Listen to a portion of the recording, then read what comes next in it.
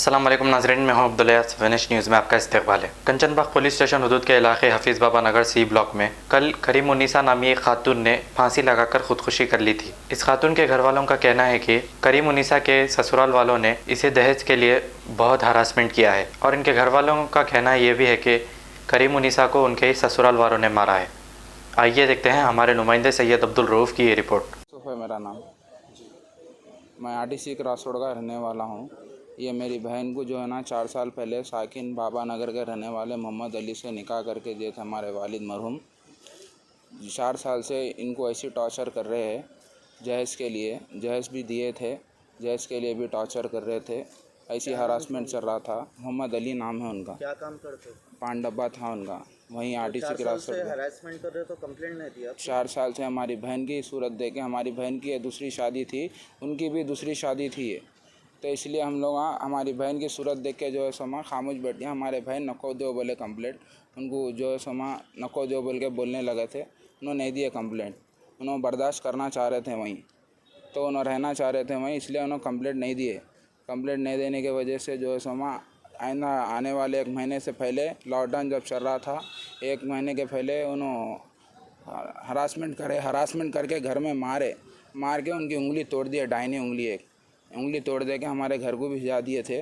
फिर उन्होंने बुला लेके चले गए, लेके जाके अलग घर में रख के, किराए के घर में, जहाँ पे उमर फारूक मस्जिद है वहाँ पे किराए के घर में रख के लास्ट नाइट रात के 12:30 मुझे कॉल आ रहा। उनके भाई कॉल करके बोल रहे कि तुम्हारे बहन हैंग करके मर गए।